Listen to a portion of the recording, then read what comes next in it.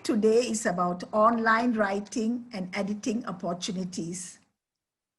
This topic influenced me to share with you a few of Dr. Vijayan's quotes.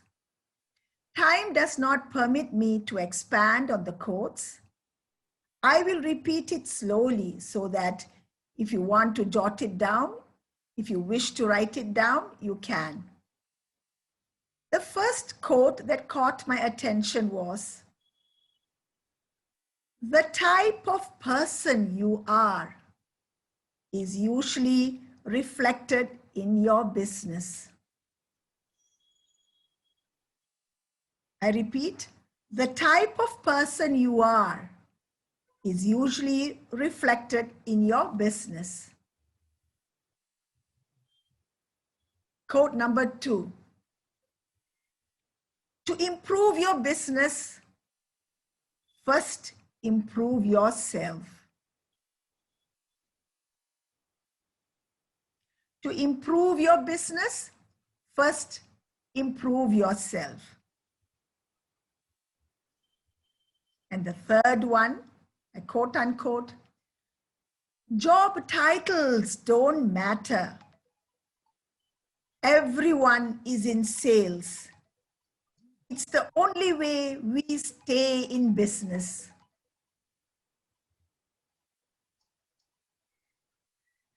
Job titles don't matter. Everyone is in sales. It's the only way we stay in business. In the business world, everyone is paid in 2 coins. Ma'am, please repeat that once more. The third point, please. Yes, I shall.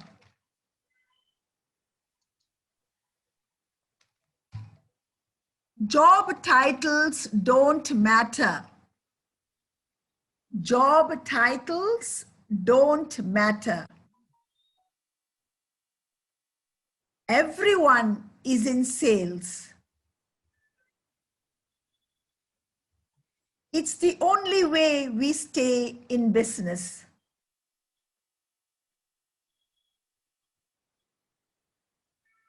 May I go on? Thank you, ma'am. You can go on. Continue, please. The next one, I've got 5 quotes for today. The fourth one, in the business world, everyone is paid in 2 coins. In the business world, everyone is paid in 2 coins. Cash and experience. Take the experience first. The cash will come later.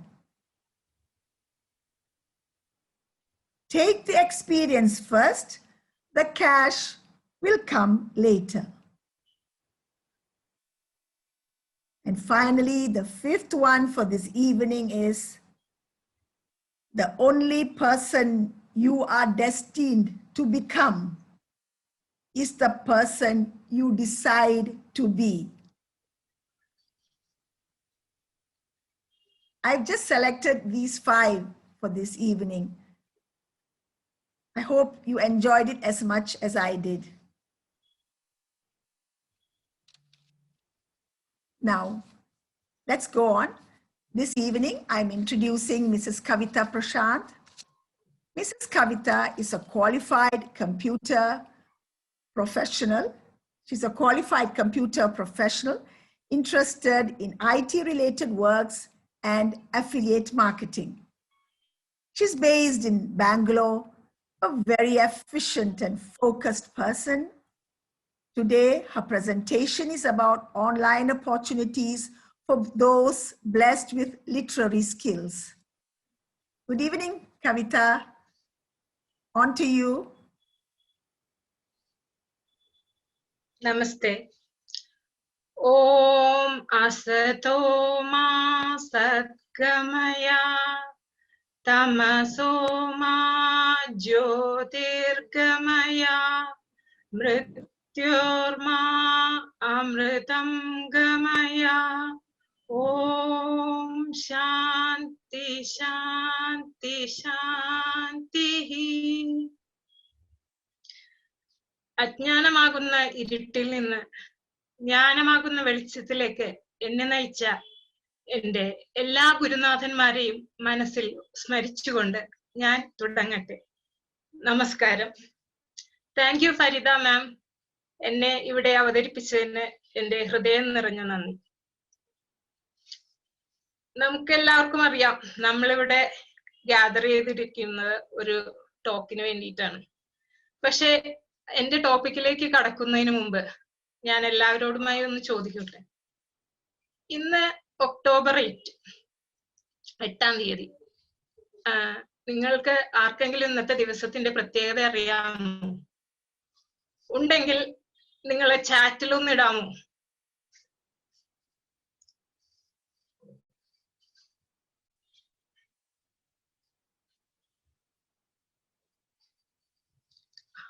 Okay. ഇന്ന് October 8. ഇന്ന് Indian air force day ആണ്. ഇന്ന് Indian air force രൂപീകൃതമായിട്ട് 88 വർഷം, 88-ാം വാർഷികമാണ് ഇന്നത്തേക്ക്. അപ്പോ നമ്മുടെ Indian air force 1932 October 8-നാണ് രൂപീകൃതമായത്. Royal air force of united kingdom അതിന്റെ ബേസ് ചെയ്തിട്ടാണ് നമ്മൾ ഫോം ചെയ്തത്. 1940-കളിലെ സെക്കൻഡ് വേൾഡ് വാറിൽ നമ്മൾ പാർട്ടിസിപ്പേറ്റ് ചെയ്തിട്ടുണ്ടായിരുന്നു. അങ്ങനെ നമുക്ക് റോയൽ ഇന്ത്യൻ എയർഫോഴ്സ് എന്നുള്ളൊരു പേരും കൂടെ നമുക്ക് ലഭിച്ചിട്ടുണ്ട്. നമ്മള് ഇന്ത്യൻ എയർഫോഴ്സ് രൂപീകൃതമാകുമ്പോൾ അതില് ആകെ 4 എയർക്രാഫ്റ്റുകളും 6 ഓഫീസേഴ്സും 19 സിപ്പായിസുമായിരുന്നു ഉണ്ടായിരുന്നത്. പക്ഷെ ഇന്ന് വേൾഡിലെ 4ാമത്തെ എയർഫോഴ്സ് ആയിട്ട് വളരാനായിട്ട് നമുക്ക് സാധിക്കുന്നുണ്ട്. അതുകൊണ്ട് നമുക്ക് ഇന്നത്തെ ദിവസം നമ്മുടെ ഇന്ത്യൻ എയർഫോഴ്സിന്റെ 88-ാം പിറന്നാൾ ആഘോഷിക്കുന്ന ഈ അവസരത്തിൽ നമുക്ക് അവരെ ഒന്ന് സല്യൂട്ട് ചെയ്യാം. അവർ ഉറങ്ങാതെ ഇരിക്കുന്നത് കൊണ്ടാണ്, അവർ ഉറങ്ങാതെ നമ്മുടെ രാജ്യത്തിന്റെ ആകാശ സീമയിൽ നമുക്ക് കാവലിരിക്കുന്നത് കൊണ്ടാണ് നമ്മളിൽ പലരും സുഖമായി ഇന്ന് നമ്മുടെ വീടുകളിൽ കിടന്നുറങ്ങുന്നത്. നഭഃ സ്പൃശം ദീപ്തം എന്നാണ് ഇന്ത്യൻ എയർഫോഴ്സിന്റെ ആപ്തവാക്യം. അപ്പോ നമുക്ക് എല്ലാവർക്കും ഇന്ത്യൻ എയർഫോഴ്സിനെ ഒന്ന് ആദ്യമായി നമുക്ക് അവർക്ക് ഒരു സല്യൂട്ട് കൊടുത്തുകൊണ്ട് തുടങ്ങാം. ഓക്കെ. എന്റെ പേര് കവിത പ്രശാന്ത്. ഞാൻ ബാംഗ്ലൂരിൽ നിന്ന് ആണ് ഇതിലേക്ക് ജോയിൻ ചെയ്തിട്ടുള്ളത്. നമുക്ക് കഴിഞ്ഞ ഒരാഴ്ചയോളമായി നമ്മൾ ഈ മോട്ടിവേഷൻ ഫാക്ടറിയിലൂടെ ഡോക്ടർ PP വിജയന്റെ ട്രെയിനേഴ്സ് ആയിട്ട് നമ്മളിവിടെ ഓരോരുത്തരായി വന്ന് ഓരോരോ ടോപ്പിക്സിൽ സംസാരിക്കാൻ തുടങ്ങിയിട്ടുള്ളത്. ഇന്ന് എനിക്ക് കിട്ടിയ ടോപ്പിക്ക് സാഹിത്യത്തിൽ അഭിരുചിയുള്ളവർക്ക് ഓൺലൈനിലൂടെ എങ്ങനെ വരുമാനം കരസ്ഥമാക്കാം എന്നുള്ളതാണ്. അതിനു മുൻപായി ആദ്യമായിട്ട് ഞാൻ നമ്മുടെ ഗുരുവായ ഡോക്ടർ PP വിജയനെയും ഡോക്ടർ ജിജി വിജയനെയും അതുപോലെ ലൈഫ് ലൈനിന്റെ എല്ലാ സ്റ്റാഫിനെയും എല്ലാ മെമ്പേഴ്സിനെയും വളരെയധികം നന്ദിയോടുകൂടി ഓർക്കുകയാണ്. അതുകൂടാതെ തന്നെ ഞങ്ങൾ ഇവിടെ ഒരു കോഴ്സും കഴിഞ്ഞ 3 മാസത്തോളമായി 3-4 മാസമായി ഞങ്ങൾ ഒരു കോഴ്സ് പഠിച്ചുകൊണ്ടിരിക്കുകയാണ്. അദ്ദേഹത്തോടു കൂടി നമുക്ക് പഠിക്കാൻ അവസരം കിട്ടിയിട്ടുണ്ട്. അപ്പോൾ അതിൽ പാർട്ടിസിപ്പേറ്റ് ചെയ്ത എല്ലാ മെമ്പേഴ്സിനെയും അതുപോലെ തന്നെ ഇവിടെ കൂടിയിരിക്കുന്ന ഓരോരുത്തരെയും ഞാൻ നന്ദിയോടുകൂടി ഓർക്കുകയാണ്. ആദ്യമായി സാഹിത്യത്തിൽ അഭിരുചിയുള്ളവർക്ക് എങ്ങനെയൊക്കെ നമ്മുടെ ഓൺലൈനിൽ അവസരങ്ങളുണ്ട് എന്ന് നമുക്ക് നോക്കാം. നമുക്കറിയാം, നമ്മള് കേരളീയർക്ക് ഒരു പ്രത്യേകതയുണ്ട്. നമ്മളെപ്പോഴും വളരെയധികം നൊസ്റ്റാൾജിക് ആയിരിക്കും. നമുക്ക് നമ്മുടെ ഗൃഹാതുരത്വം, നമ്മളെപ്പോഴും എവിടെ പോയാലും നമുക്ക് കേരളത്തിൻ്റെതായ ഒരു തനതായ ഒരു കാര്യങ്ങളോടായിരിക്കും നമുക്ക് എപ്പോഴും താല്പര്യം. അപ്പൊ നമ്മള് ഈ ഓൺലൈനിലൂടെ നമുക്ക് ഒത്തിരി കാര്യങ്ങൾ ചെയ്യാനാവും. ഇപ്പോ നമ്മൾ മറുനാടൻ മലയാളികളായിട്ട് ജീവിക്കുമ്പോൾ നമുക്ക് നമ്മുടെ മറുനാടൻ മലയാളികൾക്ക് അവരുടെ പുതുതലമുറയ്ക്ക് നമ്മുടെ മലയാള ഭാഷയെ പരിചയപ്പെടുത്താനായിട്ട് പലർക്കും ഓൺലൈനിലൂടെ ക്ലാസ്സുകൾ എടുത്തു കൊടുക്കാവുന്നതാണ്. അതുപോലെ തന്നെ നമുക്ക് നമ്മുടെ സാംസ്കാരികപരമായ പല മഹത്തരമായ പല ദേശങ്ങളും നമ്മുടെ നാട്ടിലുണ്ട്. പല സ്ഥലങ്ങളെ കുറിച്ചും അവരുടെ പുരാതനമായ കലകളെ കുറിച്ചും അതുപോലെ തന്നെ ഓരോരോ നാട്ടിലെ ഓരോരോ പ്രത്യേകതകളെ കുറിച്ചും നമുക്ക് വേണമെങ്കിൽ ഓൺലൈനിൽ ബ്ലോഗുകളോ അതുപോലെ തന്നെ യൂട്യൂബായിട്ടോ നമുക്ക് നമ്മളെ പോസ്റ്റുകളായിട്ടോ എന്ത് വേണമെങ്കിലും ഷെയർ ചെയ്ത് നമുക്ക് മറ്റുള്ള ആളുകൾക്ക് നമ്മുടെ നാടിനെ കുറിച്ച് പരിചയപ്പെടുത്താവുന്നതാണ്.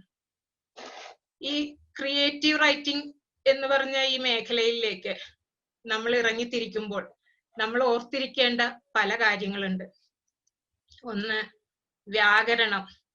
വ്യാകരണം, അലങ്കാര പ്രയോഗങ്ങൾ, പങ്ക്ച്വേഷൻസ്, സ്പെല്ലിംഗ്, ഇതെല്ലാം നമ്മൾ വളരെയധികം ശ്രദ്ധിക്കണം. ക്രിയേറ്റീവ് റൈറ്റിംഗിൽ നമ്മൾ ശ്രദ്ധ ചെലുത്താൻ ശ്രമിക്കുമ്പോൾ തന്നെ ഈ പറഞ്ഞ കാര്യങ്ങളിലും നമ്മൾ ഏത് ഭാഷയിലാണോ എഴുതേണ്ടത് ആ ഭാഷയുടെ വ്യാകരണവും അതിലെ അലങ്കാര പ്രയോഗങ്ങളും മുതലായ കാര്യങ്ങൾ നമ്മൾ വളരെയധികം ശ്രദ്ധ പുലർത്തണം. അതുപോലെ നമുക്ക് ആദ്യമായി എഴുതാൻ തുടങ്ങുകയാണെങ്കിൽ എഴുത്ത് ഒരു തൊഴിലായി നമ്മൾ വിചാരിച്ചിട്ട് അതിലൂടെ നമ്മൾ എഴുതി തുടങ്ങുക. പിന്നെ നമുക്ക് താല്പര്യമുള്ള വിഷയങ്ങളെ കുറിച്ചുള്ള ബുക്കുകളും ലേഖനങ്ങളും എല്ലാം നാം ധാരാളമായി വായിക്കുക. നമുക്ക് സാഹിത്യത്തിൽ നമുക്ക് ഇഷ്ടപ്പെടുന്ന പല എഴുത്തുകാരും ഉണ്ടായിരിക്കും. നാം അവരുടെ ബുക്കുകൾ കൂടുതലായി വായിക്കുകയും അവരുടെ ശൈലികൾ അനുകരിക്കുകയും ചെയ്യുക. പിന്നെ നമുക്ക് ഈ വിഷയത്തിൽ നമുക്ക് വേണമെങ്കിൽ റിസർച്ച് നടത്താവുന്നതാണ്. നമുക്ക് റിസർച്ച് നടത്തിയിട്ട് നമുക്ക് പുതിയ പുതിയ ആശയങ്ങൾ കണ്ടുപിടിക്കുകയും മറ്റും നമുക്ക് ചെയ്യാവുന്നതാണ്. ഇനിയുള്ളത് നമ്മൾ എഴുതുകയാണെങ്കിൽ എഴുതിയ കാര്യങ്ങൾ 2 or 3 പ്രാവശ്യം സ്വയം എഡിറ്റ് ചെയ്യാൻ ശ്രമിക്കുക. അതിനുശേഷം ഒരു എക്സ്പേർട്ടിന്റെ സഹായം നമ്മൾ തേടാവുന്നതാണ്. ഞാൻ ആദ്യമായി എന്റെ സ്ലൈഡിലേക്ക് കടക്കുകയാണ്.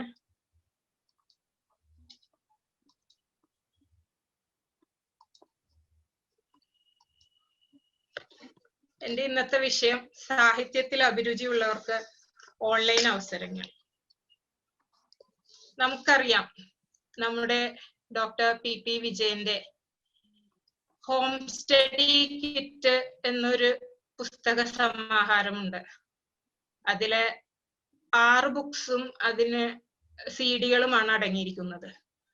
ആ ബുക്സിൽ അതിലൊരു ബുക്കായ മനസ്സ് മാറ്റാം വിജയം നേടാം എന്ന പുസ്തകത്തിൽ അദ്ദേഹം ഒരു കാര്യം പറയുന്നുണ്ട്. വലിയ ആശയങ്ങളെ മനസ്സിലിട്ട് ഭാവനയിലൂടെ പ്രവർത്തിച്ചുകൊണ്ടിരുന്നാൽ വിജയം ഉറപ്പാക്കാം. നാമും അതുപോലെ തന്നെയായിരിക്കണം ചെയ്യേണ്ടിയിരിക്കുന്നത്. നമുക്ക് ഈ വ്യക്തിയെ നിങ്ങൾക്ക് എല്ലാവർക്കും അറിയാമെന്ന് തോന്നുന്നു. ഇത് ഹാരി പോട്ടറിന്റെ രചയിതാവായ JK റൗളിംഗ് ആണ്. ജോആനെ റൗളിംഗ് എന്നായിരുന്നു അവരുടെ പേര്. അവര് ചെറുപ്പം മുതലേ വളരെയധികം സാഹിത്യം ഇഷ്ടപ്പെട്ടിരുന്നു, ബുക്കുകളെ കൂടുതലായി സ്നേഹിച്ചിരുന്ന ഒരു വ്യക്തിയാണ്. അവരുടെ ചെറുപ്പത്തിൽ അവരെപ്പോഴും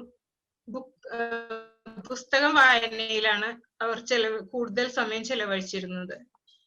അവരുടെ 25-ാമത്തെ വയസ്സിൽ അവരുടെ അമ്മയെ അവർക്ക് നഷ്ടപ്പെടുകയും അപ്പോ ഹാരി പോട്ടറിന്റെ കഥകൾ എഴുതാനായിട്ട് ആരംഭിച്ചിരുന്നു. പക്ഷെ അവരുടെ അമ്മയ്ക്ക് അത് അറിയില്ലായിരുന്നു. 25-ാമത്തെ വയസ്സായപ്പോൾ ഇവരുടെ അമ്മയെ നഷ്ടപ്പെട്ടു. അങ്ങനെ അവർ 1992 പോർച്ചുഗലിലേക്ക് തന്റെ താമസം മാറ്റുകയും അവിടെ വെച്ച് അവരുടെ വിവാഹം കഴിയുകയും അതിൽ അവർക്കൊരു കുട്ടി ഉണ്ടാവുകയും ചെയ്തു. പക്ഷെ അവരുടെ വിവാഹം ഒരു പരാജയമായിരുന്നു. 13 മാസമേ അവർക്ക് ആ വിവാഹ ജീവിതം നീണ്ടു നിന്നുള്ളൂ. അതിനുശേഷം അവർ വളരെയധികം മനപ്രയാസമായിരുന്നു. പക്ഷെ അപ്പോഴേക്കും അവര് 3 ചാപ്റ്റർ ഹാരി പോട്ടറിന്റെ 3 ചാപ്റ്റർ എഴുതി കഴിഞ്ഞിട്ടുണ്ടായിരുന്നു. അവരതിനുശേഷം എഡിൻബർഗിലേക്ക് താമസം മാറ്റി. അപ്പോ അവർക്ക് ഒരു സ്വന്തമായി ഒരു ജോലി ഉണ്ടായിരുന്നില്ല. അവരൊരു എലോൺ പാരന്റ് ആയിരുന്നു. അവർക്ക് വീട് ഉണ്ടായിരുന്നില്ല. അവര് എല്ലാ ദിവസവും ഓരോ കഫേകളിൽ പോയിട്ട് ഈ കുട്ടിയെ പ്രാമിലിരുത്തിയിട്ട് അവരവിടെ ഇരുന്നാണ് അവരുടെ ഓരോ കഥകളും എഴുതിത്തീർന്നത്. അവര് അങ്ങനെ ഇരിക്കുമ്പോ അവർക്ക് സ്വയം തോന്നുകയാണ് അവർ തന്റെ ജീവിതം ഒരു വലിയൊരു ഡിപ്രഷനിലേക്കാണ് നീങ്ങിക്കൊണ്ടിരിക്കുന്നത്. അവർക്ക് സ്വയം എന്താ ചെയ്യേണ്ടതെന്നുള്ള ഒരു ഇതുണ്ടായിരുന്നില്ല. അപ്പൊ അവരെന്ത് ചെയ്തു എന്ന് വെച്ചിട്ടുണ്ടെങ്കിൽ അവര് സൂയിസൈഡ് ചെയ്യാൻ തന്നെ തീരുമാനിക്കുകയാണ്. അവർക്കൊരു കമ്പ്യൂട്ടർ വാങ്ങാനുള്ള ക്യാഷ് അവരുടെ കയ്യിൽ ഉണ്ടായിരുന്നില്ല. അപ്പൊ അവരെന്ത് ചെയ്തു എന്ന് വെച്ചാൽ 90,000 വേർഡ്സ് അവരുടെ ബുക്കിലെ 90,000 വേർഡ്സ് അവരെന്ത് ചെയ്തു എന്ന് വെച്ചാൽ ഒരു കമ്പ്യൂട്ടറിൽ അവർക്ക് പ്രിന്റ് എടുക്കാൻ പറ്റുമായിരുന്നില്ല. അതുകൊണ്ട് അവര് അത് സ്വയം കൈ കൊണ്ട് തന്റെ കൈപ്പടയിൽ എഴുതി ആ മാനുസ്ക്രിപ്റ്റ് വെച്ചിട്ടാണ് അവര് ഇത് ചെയ്തത്. അത് എഴുതി കഴിഞ്ഞ് അവര് പല പബ്ലിഷേഴ്സിനെയും സമീപിച്ചിരുന്നു. പക്ഷെ ആരും തന്നെ അവരുടെ കഥ എടുക്കാനായിട്ട് തയ്യാറായില്ല. 12 ഡിഫറെന്റ് പബ്ലിഷേഴ്സിനെ അവര് സമീപിച്ചിട്ടുണ്ടായിരുന്നു. പക്ഷെ ആരും തന്നെ അവരെ ആക്സെപ്റ്റ് ചെയ്തിരുന്നില്ല. അങ്ങനെ അവര് ഒരു പ്രാവശ്യം രണ്ടാം തവണയും അവര് ബ്ലൂംസ്ബെറി എന്ന് പറയുന്ന ഒരു പബ്ലിഷേഴ്സിന് അത്ര വലുതൊന്നും അല്ലാതെ അവരെ സമീപിക്കുകയും വീണ്ടും ഈ ബുക്കിനെ കുറിച്ച് പറയുകയും ചെയ്തു. പക്ഷെ അവരാദ്യം എതിർത്തെങ്കിലും പിന്നീട് അവരുടെ ആ കമ്പനിയുടെ സിഇഒയുടെ 8 വയസ്സുള്ള മകൾക്ക് ഈ കഥകൾ ഇഷ്ടപ്പെടുകയും അവളത് വായിക്കാൻ തുടങ്ങിയത് കൊണ്ട്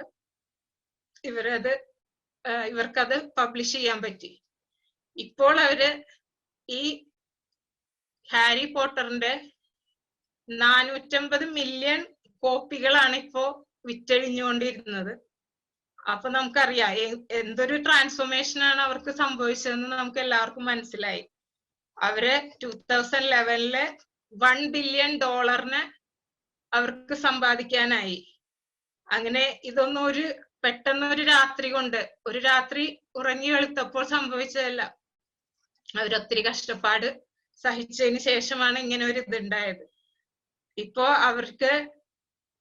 അവർക്കില്ല എന്താ ഇല്ലാത്തതെന്ന് നമുക്ക് നോക്കാം. അവരൊത്തിരി വേറൊരു പേരിലും പുസ്തകങ്ങൾ പ്രസിദ്ധീകരിച്ചു. അപ്പൊ അവരെന്താന്ന് വെച്ചാൽ ആദ്യം ഒരു ഫെയിലിയർ ഉണ്ടായപ്പോൾ അവരൊരിക്കലും മനം മടുത്ത് ജീവിതത്തിൽ നിന്ന് പിന്മാറിയില്ല.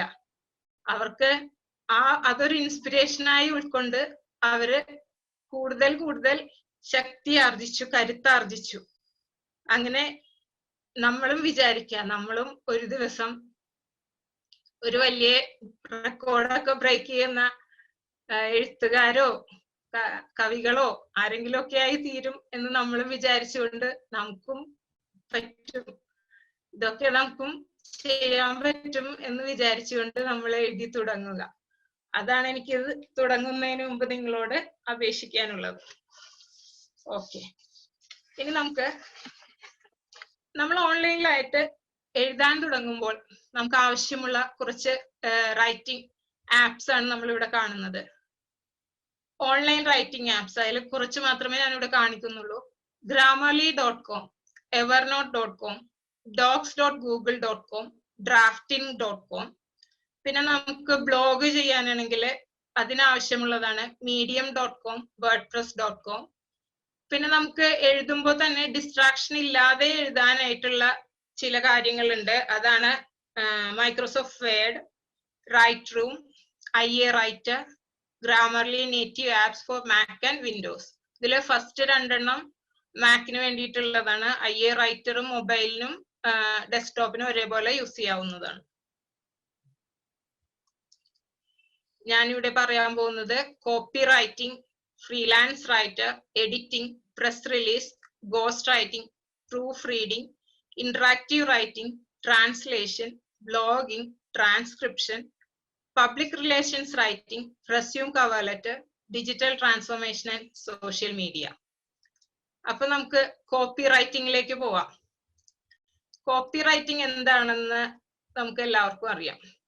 കോപ്പി റൈറ്റ് എന്ന് വെച്ചാൽ പരസ്യങ്ങൾക്ക് ആകർഷകമായ വാചകങ്ങൾ എഴുതി കൊടുത്തിട്ട് കസ്റ്റമേഴ്സിലേക്ക് കൂടുതലായിട്ട് കസ്റ്റമറുടെ അട്രാക്ഷൻ നമ്മളിലേക്ക് എത്തിക്കുകയാണ് കോപ്പി റൈറ്ററുടെ ജോലി. എന്നാൽ അത് മാത്രമല്ല, അവർ വെബ്സൈറ്റുകൾക്കും മറ്റു പബ്ലിക് റിലേഷൻസ് റൈറ്റിംഗ് അങ്ങനെയുള്ള കാര്യങ്ങളെല്ലാം ഈ കോപ്പി റൈറ്റേഴ്സിന് ചെയ്യാവുന്നതാണ്. കോപ്പി റൈറ്റേഴ്സിന് വേണ്ട സ്കില്ലുകൾ എന്താണെന്ന് നോക്കാം. റിഫൈൻഡ് റൈറ്റിംഗ് സ്കിൽസ്, അതായത് അവർക്ക് ഗ്രാമർ, പങ്ക്ച്വേഷൻ, അതേപോലെ വ്യാകരണം, പങ്ക്ച്വേഷൻ, അലങ്കാര പ്രയോഗങ്ങൾ എന്നിവയിലെല്ലാം വളരെയധികം നല്ല ഒരു നൂതനമായ ഒരു സ്കിൽ ഉണ്ടായിരിക്കണം. Next, A sense of adventure and curiosity. നമ്മൾ എഴുതി തുടങ്ങിയാൽ നമുക്ക് എന്തെങ്കിലും സെർച്ച് ചെയ്താൽ ആദ്യം കാണുന്ന വാക്കിൽ പിടിച്ചു നിൽക്കാതെ നമ്മൾ കൂടുതലായിട്ട് അതിന് വളരെയധികം ഉത്സാഹത്തോടു കൂടി നമ്മൾ കൂടുതൽ സെർച്ച് ചെയ്യുകയും അതിന്റെ ആഴങ്ങളിലേക്ക് നമ്മൾ പോയി ഓരോ വാചകത്തിന്റെയും അർത്ഥങ്ങളും ആശയങ്ങളും ഒക്കെ ഗ്രഹിക്കുക. അത് ഒരു കോപ്പി റൈറ്ററുടെ ഒരു സ്കില്ലിൽ പെടുന്നതാണ്. സ്റ്റെല്ലാർ റിസർച്ച് സ്കിൽസ്, നമ്മളെപ്പോഴും ഒരു സ്റ്റാർ ആയിരിക്കുക, നമ്മളെപ്പോഴും മറ്റുള്ളവരിൽ നിന്ന് വ്യത്യസ്ത യുണീക് പേഴ്സൺ ആവാനായിട്ട് ശ്രമിക്കുക. The ability to create something new even if it is old. പക്ഷെ ഇത് പറയുമ്പോൾ എനിക്കൊരു കാര്യം ഓർമ്മ വരികയാണ്. നമ്മളെ ലൈഫ് ലൈനിന്റെ ഈ അടുത്ത ദിവസങ്ങളിൽ BMS2 ഒക്ടോബർ 22, 23, 24, 25 BMS2ന്റെ ഒരു കോഴ്സ് നടക്കുന്നുണ്ട്. അതിൽ മെയിൻ ആയിട്ട് ഫോക്കസ് ചെയ്യുന്നത് റിയൽ എസ്റ്റേറ്റിന്റെ ബിസിനസിനെ കുറിച്ചാണ്.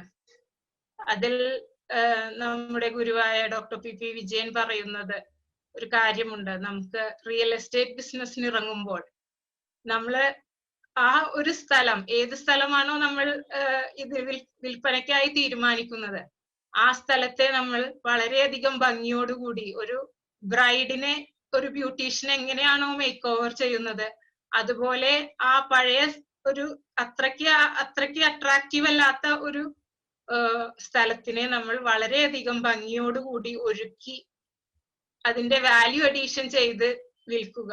ഇങ്ങനെ നിരവധി ടെക്നിക്സ് സാറ് ആ ക്ലാസ്സിൽ പറഞ്ഞു തരുന്നുണ്ട്. അപ്പോൾ നമുക്ക് റിയൽ എസ്റ്റേറ്റ് ബിസിനസ്സിലേക്ക് ഇറങ്ങിത്തിരിക്കാൻ താല്പര്യമുള്ളവരാണെങ്കിൽ എന്തായാലും BMS2ലേക്ക് ജോയിൻ ചെയ്യാൻ ഞാൻ പറയുക. അതുപോലെ തന്നെ നമുക്ക് പഴയ ആശയങ്ങളായാലും നമ്മൾ അത് നൂതനമായി മറ്റുള്ളവരുടെ മുന്നിൽ അവതരിപ്പിക്കുക. ഇപ്പോ നമുക്കറിയാം, ഈ ക്രിയേറ്റീവ് റൈറ്റിംഗിൽ വെച്ചിട്ട് നമുക്ക് മലയാളത്തിൽ ഒരു ഫിലിം ഉണ്ട്, വന്ദനം എന്ന് പറഞ്ഞിട്ട്. അതിൽ മോഹൻലാലിന്റെ നായിക ഒരു ക്രിയേറ്റീവ് റൈറ്ററാണ്. അവര് ഒരു പരസ്യ കമ്പനിയിൽ ജോലി ചെയ്യുന്ന ഒരു വ്യക്തിയാണ്. അപ്പോ അതിലൊരു ഫേമസ് ഡയലോഗ് ഉണ്ട്. ഒരു ജാമിന്റെ ക്യാപ്ഷന് വേണ്ടിയിട്ട് അദ്ദേഹം ഇവരെ സമീപിക്കുകയും അതില് wherever you go I am there ഗാദാ ജാം എന്ന് പറയുകയും ചെയ്യുന്നുണ്ട്. അപ്പോ അത് പെട്ടെന്നൊരു നിമിഷത്തിലാണ് അവർക്ക് അത് സ്ട്രൈക്ക് ചെയ്യുന്നത്. ആ ഒരു പരസ്യവാചകം വീണ് കിട്ടാനായിട്ട് പെട്ടെന്നൊരു നിമിഷമാണ് ഉണ്ടായത്. അതിന്റെ പിന്നാലെ ഒത്തിരി നാൾ ഇരുന്നെങ്കിലും പക്ഷെ അവർക്ക് അത് കിട്ടിയില്ല. പെട്ടെന്ന് ഇദ്ദേഹത്തിന്റെ വായിൽ നിന്ന് തന്നെ വന്ന ഒരു വാക്കിലൂടെയാണ് അവരതിന്റെ ക്യാപ്ഷൻ ചെയ്യുന്നത്. അപ്പൊ നമ്മള് എന്തെങ്കിലും ഒരു പഴയ കാര്യങ്ങളായാലും നമ്മളത് പുതുമയോടുകൂടി അവതരിപ്പിച്ചിട്ടുണ്ടെങ്കിൽ നമ്മുടെ പ്രേക്ഷകർ മീൻസ് വായനക്കാർക്ക് വളരെയധികം വായനക്കാരെ വളരെയധികം ആകർഷിക്കാൻ നമുക്ക് സാധിക്കും. And understanding of the user experience, നമ്മളെപ്പോഴും യൂസറുടെ ഭാഗത്ത് നിന്ന് ചിന്തിക്കുക. നമ്മള് എന്താണ് എഴുതുന്നത് അത് യൂസറുടെ ഭാഗത്ത് നിന്ന് ചിന്തിച്ചാലേ അവരുടെ ഫീലിങ്സ് നമുക്ക് മനസ്സിലാവുകയുള്ളൂ. അവരുടെ ഫീലിങ്സ് എന്താണെന്ന് മനസ്സിലായാലേ നമ്മുടെ ഉൽപ്പന്നങ്ങൾ നമുക്ക് മറ്റുള്ളവരിലേക്ക് എത്തിക്കാൻ സാധിക്കും. റൈറ്റിംഗ് വിത്ത് എമ്പതി, നമ്മളെ യൂസറെ അവരുടെ തലത്തിൽ നിന്ന് വീണ്ടും അവരുടെ കാര്യങ്ങൾ കൂടുതലായിട്ട് നമ്മൾ അവരെ ഫോക്കസ് ചെയ്തുകൊണ്ട് എഴുതുകയാണെങ്കിൽ അവർക്ക് തോന്നും, ഓ ഇത് എനിക്ക് വേണ്ടി തന്നെയാണല്ലോ. ഒരു ഉൽപ്പന്നം കാണുമ്പോൾ ഇത് എന്നെ ഉദ്ദേശിച്ചാണ് ഇത് ഉണ്ടാക്കിയിട്ടുള്ളത്. അങ്ങനെ അവർക്ക് അതിലേക്ക് കൂടുതലായിട്ട് അട്രാക്ഷൻ വരുന്നതാണ്. Next is freelance. Freelance writing-il നമുക്ക് വേണ്ട സ്കില്ല് പല സ്കില്ലുകളുണ്ട്. സ്ട്രോങ് റൈറ്റിംഗ് സ്കിൽസ്, അതായത് നമുക്ക് നല്ല പങ്ക്ച്വേഷനും ഗ്രാമറും അലങ്കാരങ്ങളും ഒക്കെ നമുക്ക് വളരെ അധികം ആവശ്യമുണ്ട്. ഞാൻ ഈ പറയാൻ പോകുന്ന എല്ലാ കാര്യങ്ങളിലും നമുക്ക് നല്ല ഭാഷാശക്തി, നല്ല ഭാഷയുള്ളവർക്ക് ഇതിലെല്ലാം മികച്ചതാവാൻ സാധിക്കുന്നതാണ്. അപ്പോ എല്ലാ കാര്യത്തിലും കോമൺ ആയിട്ട് വേണ്ടത് എല്ലാവർക്കും സ്ട്രോങ് റൈറ്റിംഗ് സ്കിൽസ് ആണ്. പിന്നെ ഒരു ഫ്രീലാൻസർ എന്ന് വെച്ചിട്ടുണ്ടെങ്കിൽ അയാൾ ഒറ്റയ്ക്ക് സഞ്ചരിക്കുന്നവരാണ്. ഞാൻ കഴിഞ്ഞ ദിവസം പറഞ്ഞിരുന്നു ഒരു ഛവി അഗർവാളിനെ കുറിച്ച്, ബീഹാറിലെ. അവരൊറ്റയ്ക്ക് മിസസ് ഡാക്കു സ്റ്റുഡിയോ എന്നുള്ള വെബ്സൈറ്റ് തുടങ്ങി അവര് അതിലൂടെ വളരെയധികം ഇൻകം ഉണ്ടാക്കിയ ഒരു വ്യക്തിയാണ്.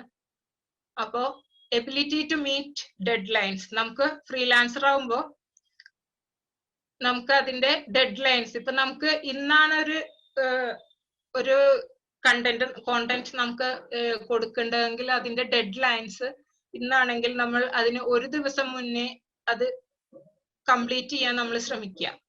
അങ്ങനെയാണെങ്കിലേ നമുക്കത് എഡിറ്റ് ചെയ്ത് നല്ലൊരു പ്രോഡക്റ്റ് ആയിട്ട് കസ്റ്റമർക്ക് ഡെലിവർ ചെയ്യാൻ പറ്റുള്ളൂ.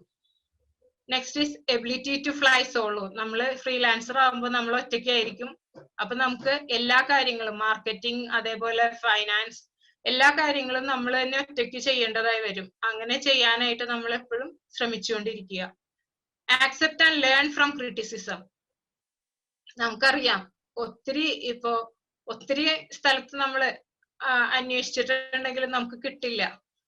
അപ്പോ നമ്മൾ എന്ത് ചെയ്യാ, അന്വേഷിപ്പിൻ കണ്ടെത്തും എന്ന് ബൈബിളിൽ പറഞ്ഞ പോലെ നമ്മൾ അന്വേഷിച്ചുകൊണ്ടേയിരിക്കുക, എപ്പോഴും അന്വേഷിച്ചുകൊണ്ടിരിക്കുക. പക്ഷെ നമ്മൾക്ക് അവിടെ നിന്നെല്ലാം ഒത്തിരി ക്രിറ്റിസിസംസ് നമുക്ക് ഫേസ് ചെയ്യേണ്ടതായിട്ട് വരും. ആ ക്രിറ്റിസിസംസിനെ നമ്മൾ പോസിറ്റീവായി എടുത്ത് അതിൽ നിന്ന് എനർജി ഉൾക്കൊണ്ട് നമ്മൾ വീണ്ടും ശക്തമായ ഭാഷയിൽ നമുക്ക് വീണ്ടും എഴുതാനുള്ള കഴിവ് ഉണ്ടാവട്ടെ. അപ്പൊ നമ്മൾക്ക് നേരെയുള്ള ക്രിറ്റിസിസംസിനെ പോസിറ്റീവായി കാണുക, അതിൽ നിന്ന് നമ്മൾ പാഠങ്ങൾ ഉൾക്കൊണ്ട് പുതിയൊരു ആളായിട്ട് നമ്മൾ വീണ്ടും വരിക. Be comfortable marketing your skills. നമുക്കറിയാം നമ്മളെപ്പോഴും നമ്മളെ തന്നെ മാർക്കറ്റ് ചെയ്യാൻ ശ്രമിക്കുക. കാരണം എന്താന്ന് വെച്ചിട്ടുണ്ടെങ്കിൽ നമുക്ക് സോഷ്യൽ മീഡിയ, ഇപ്പോ ഫേസ്ബുക്ക്, ട്വിറ്റർ, ഇൻസ്റ്റഗ്രാം, ലിങ്ക്ഡിൻ, ഇതിലൊക്കെ നമുക്ക് ഒത്തിരി ഇൻഫ്ലുവൻസ് ഉണ്ടാക്കാൻ പറ്റും. നമ്മൾ മറ്റുള്ളവരുടെ പോസ്റ്റുകളിൽ കയറിയിട്ട് ജസ്റ്റ് ലൈക്ക് ചെയ്ത് പോരല്ല വേണ്ടത്, നമുക്ക് അതിനെക്കുറിച്ച് കമന്റ്സ് ഇടാം. കമന്റ്സ് ഇടുകയാണെങ്കിൽ നമ്മള് ഇപ്പൊ ഒരാളുടെ പോസ്റ്റിൽ കമന്റ്സ് ഇടുകയാണെങ്കിൽ നല്ല പോസിറ്റീവായ കമന്റ്സ് അല്ലെങ്കിൽ നെഗറ്റീവ് എന്തെങ്കിലും ആവട്ടെ, നമ്മൾ കമന്റ്സ് ഇട്ട് കഴിയുമ്പോൾ നമ്മളെ മറ്റുള്ളവർ തിരിച്ചറിയുകയാണ്. അപ്പൊ നമ്മളെ സ്വയം മാർക്കറ്റ് ചെയ്യാൻ നമ്മളവിടെ ശ്രമിക്കണം. B A self starter. നമ്മളെപ്പോഴും നമ്മള് സ്വയം എല്ലാ കാര്യങ്ങൾക്കും ഇറങ്ങിത്തിരിക്കുക. കാരണം നമ്മള് ഫ്രീലാൻസർ ആയതുകൊണ്ട് നമ്മൾ ഒറ്റയ്ക്കാണ്. അപ്പൊ നമ്മള് സ്വന്തമായി പുതിയ ഐഡിയാസ് രൂപം ചെയ്ത് നമുക്ക് ഓരോ കാര്യങ്ങളിലേക്ക് ഇറങ്ങിത്തിരിക്കാൻ ശ്രമിക്കുക. Handle rejection well. നമുക്ക് 100 ആളെ നമ്മൾ സമീപിച്ചിട്ടുണ്ടെങ്കിൽ ചിലപ്പോ 10 ആളെ നമ്മളെ ആക്സെപ്റ്റ് ചെയ്യുള്ളൂ, ബാക്കി 90 ആളും നമ്മളെ റിജക്ട് ചെയ്തിട്ടുണ്ടാവും. പക്ഷെ നമ്മൾ എന്ത് ചെയ്യാ, 10 ആളെ ആക്സെപ്റ്റ് ചെയ്ത് ചെയ്യാ, മറ്റുള്ളവരെ നമ്മൾ വെറുതെ വിടുക. അല്ലെങ്കിൽ നമ്മളെ ഇത്ര പേര് ആക്സെപ്റ്റ് ചെയ്തില്ലല്ലോ എന്ന് ഓർത്ത് നമ്മൾ മനം അടുത്ത് ഇരിക്കരുത്. നമ്മൾ വീണ്ടും ഇതിലേക്ക് തന്നെ ഇറങ്ങിത്തിരിക്കുക. Stay on the cutting edge. നമുക്കറിയാം ഇപ്പോ ടെക്നോളജി വളരെയധികം വിപുലമായിക്കൊണ്ടിരിക്കുകയാണ്. അപ്പൊ നമ്മൾ എന്ത് ചെയ്യാ, നമ്മള് ടെക്നോളജിക്കലി ഉള്ള നോ ഹൗ നമുക്ക് വളരെയധികം ആവശ്യമാണ്. നമ്മള് എല്ലാ പുതിയ ടെക്നോളജിയും പഠിച്ചുകൊണ്ടേയിരിക്കുക. Be a good juggler. നമുക്ക് അറിയാം നമ്മൾ തന്നെയാണ് അത് മാർക്കറ്റ് ചെയ്യേണ്ടത്, നമ്മൾ തന്നെയാണ് ഈ കഥ എഴുതേണ്ടത്. നമ്മള് എഡിറ്ററുടെ ജോലിയുണ്ട്, CFOയുടെ ജോലിയുണ്ട്, CEO ജോലിയുണ്ട്. എല്ലാ ജോലികളും നമ്മള് സർക്കസിലൊക്കെ കാണുന്ന പോലെ നമ്മള് ഓരോ കാര്യങ്ങളിട്ട് ഇങ്ങനെ അമ്മാനമാടില്ലേ, ബോൾസ് ഒക്കെ ഇട്ടിട്ട് ആളുകൾ. അതേപോലെ നമുക്ക് ഒരു നല്ല ഗുഡ് ജഗ്ലർ ആയിരിക്കാൻ ശ്രമിക്കാം. Next is editing. ഇവിടെ കാണാലോ എഡിറ്റിംഗ് എന്ന് വെച്ചാൽ എന്താണ്, നമ്മൾക്ക് നമ്മുടെ കോണ്ടന്റിലുള്ള സ്പെല്ലിംഗ് മിസ്റ്റേക്സ് ഒക്കെ തിരുത്തുക എന്നുള്ളതാണ് എഡിറ്ററുടെ ഒരു പ്രധാനപ്പെട്ട ജോലി. 9 tips to improve your editing skills. അതായത് എഡിറ്റിംഗ് പെട്ടെന്ന് ഒരു ദിവസം നമുക്ക് തുടങ്ങാൻ പറ്റുന്നതല്ല. എഡിറ്റിംഗ് നമ്മൾ വളരെയധികം സമയമെടുത്ത് ചെയ്യേണ്ട ഒരു കാര്യമാണ്. അതേപോലെ ഒരു ഗുഡ് എഡിറ്റർ ആവാന്നുള്ളത് ഇന്ന് ചെയ്തതുകൊണ്ട് ഇന്ന് ഞാൻ ഗുഡ് എഡിറ്റർ ആവില്ല. കാരണം പ്രാക്ടീസ് വേണം നമുക്ക്. പ്രാക്ടീസ് മേക്സ് മാൻ പെർഫെക്റ്റ് എന്നാണ് പറയുന്നത്. അപ്പോ പ്രാക്ടീസ് വേണം. Accept that things takes editing takes time. Do something else first. നമ്മളൊരു കഥ എഴുതുകയാണ് അല്ലെങ്കിൽ ഒരു ലേഖനം എന്തെങ്കിലും എഴുതുകയാണെന്ന് വിചാരിക്കുക. അത് കഴിഞ്ഞിട്ട് അത് നമ്മൾ അപ്പോ തന്നെ എഴുതി ജസ്റ്റ് സ്റ്റോപ്പ് ചെയ്തതിന് ശേഷം പെട്ടെന്ന് തന്നെ നമ്മൾ അത് എഡിറ്റ് ചെയ്യാൻ ശ്രമിക്കരുത്. കാരണം നമ്മള് അത്രയും സമയം നമ്മൾ അതിൽ ഇൻവോൾവ് ആയതുകൊണ്ട് നമ്മളെ ബ്രെയിൻ ആസ് വെൽ as നമ്മളും വളരെയധികം ക്ഷീണം അനുഭവിച്ചിട്ടുണ്ടാവും. അതുകൊണ്ട് നമ്മൾ എന്ത് ചെയ്യാ, വേറെ എന്തെങ്കിലും ഒരു കാര്യത്തിലേക്ക് നമ്മളെ ശ്രദ്ധയെ തിരിച്ചതിന് ശേഷം ഡൈവേർട്ട് ചെയ്തതിന് ശേഷം നമ്മൾ വീണ്ടും എഡിറ്റ് ചെയ്യാനിരിക്കുക. അങ്ങനെ ആവുമ്പോൾ നമുക്ക് കൂടുതലായിട്ട് നമ്മുടെ ആശയങ്ങൾ, നമ്മുടെ ബ്രെയിൻ നന്നായി വർക്ക് ചെയ്യാൻ തുടങ്ങും. Have an answer for what the point. നമ്മൾ എന്താണ് ചെയ്യുന്നത്, എന്താണ് എഡിറ്റ് ചെയ്യുന്നത്. ഒരു ലേഖനം എഡിറ്റ് ചെയ്യുന്ന പോലെ ആയിരിക്കില്ല ഒരു കഥ എഡിറ്റ് ചെയ്യുന്നത്, അതുപോലെ ആയിരിക്കില്ല ഒരു കവിത എഡിറ്റ് ചെയ്യുന്നത്. അപ്പൊ നമ്മൾ ചെയ്യുന്ന കാര്യങ്ങൾ എന്താണെന്നുള്ളത് നമ്മൾ മനസ്സിലാക്കിയിരിക്കുക. Approach editing in phases. എഡിറ്റിങ്ങിനെ പല ഫേസസ് ആക്കി തിരിച്ചിട്ട് അതനുസരിച്ച് ചെയ്യുക. ആദ്യമായിട്ട് അതിന് ആ എഡിറ്റിംഗ് ചെയ്യേണ്ട കണ്ടന്റ്സ് കറക്റ്റ് ആയിട്ട് അതിന്റെ ആശയങ്ങൾക്ക് ഒരു ഒഴുക്കുണ്ടോ എന്ന് നോക്കുക. അത് ഒരു ഫ്ലോയിലാണോ എന്ന് നോക്കുക. അതാണ് ആദ്യം ചെയ്യേണ്ടത്. രണ്ടാമത് അതിന്റെ ഉള്ളിൽ നമ്മൾ ഒത്തിരി വലിയ പാരഗ്രാഫ്സ് ഒക്കെ ഉണ്ടെങ്കിൽ അതിനൊക്കെ കട്ട് ചെയ്ത് ചെറിയ ചെറിയ പാരഗ്രാഫ്സ് ആക്കുക. കാരണം വളരെയധികം വലുതായ പാരഗ്രാഫ്സ് ഒന്നും ചിലപ്പോ പ്രേക്ഷകർക്ക് വായനക്കാർക്ക് ഇഷ്ടപ്പെട്ടു എന്ന് വരില്ല. അതിനുശേഷം പിന്നെ ലാസ്റ്റ് ആയിട്ടാണ് നമ്മൾ അതിന്റെ സ്പെല്ലിംഗ് ആൻഡ് ഗ്രാമറും അതിന്റെ ഫോർമാറ്റിങ്ങും ഒക്കെ കറക്റ്റ് ചെയ്യേണ്ടത്. Change mediums and read out loud slowly. അതായത് നമ്മളിപ്പോ സിസ്റ്റത്തിലാണ് ചെയ്യുന്നതെന്ന് വിചാരിക്കുക, അല്ലെങ്കിൽ ഫോണിലാണ് ചെയ്യുന്നതെന്ന് വിചാരിക്കുക. സിസ്റ്റത്തിൽ ചെയ്യുമ്പോൾ ഇപ്പൊ നമുക്ക് വേറെ ഏതെങ്കിലും ഒരു കാര്യത്തിലേക്ക് നമുക്ക് ഡിസ്ട്രാക്റ്റഡ് ആയി പോകും. പെട്ടെന്ന് അതിൽ വാട്സപ്പ് ഉണ്ടെങ്കിൽ അതിൽ നോക്കാൻ തോന്നും, അല്ലെങ്കിൽ ഫേസ്ബുക്ക് ഉണ്ടെങ്കിൽ അതിൽ നോക്കാൻ തോന്നും.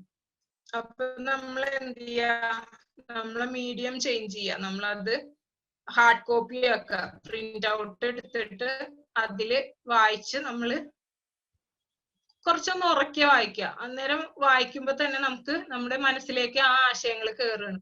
അങ്ങനെ ചെയ്തിട്ട് നമുക്കിപ്പോ പേപ്പറിൽ ഇതെടുക്കുമ്പോ നമ്മളെ ഗോ ഗ്രീൻ എന്നുള്ള കൺസെപ്റ്റ് എന്തായാലും അവിടെ പാളുകയാണ്. പക്ഷെ എന്നാലും പേപ്പർ നമുക്ക് റീസൈക്കിൾ ചെയ്യാലോ എന്ന് വിചാരിച്ച് നമ്മൾ സമാധാനിക്കാം. പിന്നെ ട്രാക്ക് യുവർ ബാഡ് ഹാബിറ്റ്സ്. ഇപ്പോ ഞാൻ എഴുതുകയാണെങ്കിൽ എനിക്ക് ചിലപ്പോ എന്റേതായ കുറച്ച് വേർഡ്സ് ഉണ്ടാവും. ആ വേർഡ്സ് തന്നെ ആ എഴുത്തിൽ കൂടുതലായിട്ട് പ്രതിഫലിക്കുമായിരിക്കും. അങ്ങനെയുള്ള ബാഡ് വേർഡ്സ് ഉണ്ടെങ്കിൽ നിങ്ങൾ എന്ത് ചെയ്യുക, അതൊരു ചെറിയൊരു സ്റ്റിക്കി നോട്ട്സ് ആയിട്ട് നമ്മൾ എഴുതുന്ന ആ സിസ്റ്റത്തിന്റെ സൈഡിൽ ക്ലിപ്പ് ചെയ്ത് വെക്കുക. അപ്പൊ നോക്കുമ്പോ നമുക്കറിയാം ഈ വേർഡ് വരുമ്പോ നമ്മൾ പെട്ടെന്ന് അവിടേക്ക് നമ്മൾ ശ്രദ്ധ തിരിക്കുകയാണെങ്കിൽ നമുക്ക് അറിയാൻ പറ്റും ഈ വേർഡ് എന്തെങ്ങനെ അപ്പൊ ഇത് നമ്മൾ ഒഴിവാക്കേണ്ടതാണെന്ന് നമുക്ക് തന്നെ ഒരു ബോധം തോന്നി നമ്മൾ അത് ഒഴിവാക്കുക. പിന്നെ ട്രൈ റീഡിങ് ഇറ്റ് ബാക്ക്വേർഡ്സ്. നമ്മൾ എഴുതി കഴിഞ്ഞ ഒരു കണ്ടന്റ് നമ്മൾ എന്ത് ചെയ്യുക, അത് പിന്നിൽ നിന്ന് വായിക്കാൻ ശ്രമിക്കുക. പിന്നിൽ നിന്ന് വായിക്കുമ്പോ എന്താന്ന് വെച്ചിട്ടുണ്ടെങ്കിൽ നമുക്ക് ആദ്യം തുടങ്ങി വായിക്കുമ്പോഴാണ് നമ്മളെ ബ്രെയിനിന് ആ ഒരു ഫ്ലോ കിട്ടുന്നത്.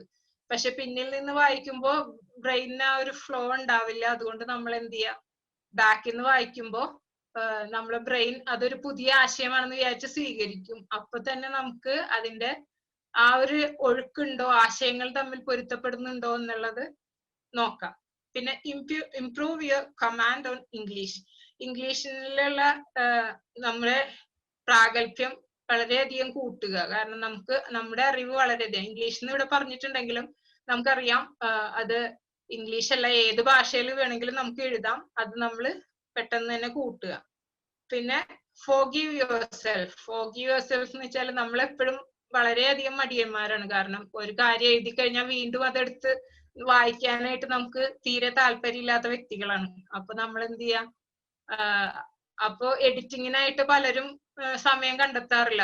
ഇനി അത് വായിച്ചിട്ട് നമുക്ക് ചെയ്യണല്ലോ എന്ന് വിചാരിച്ചിട്ട് നമ്മൾ അതിനുവേണ്ടി സമയം ചെലവഴിക്കില്ല. അപ്പൊ എന്ത് ചെയ്യാ,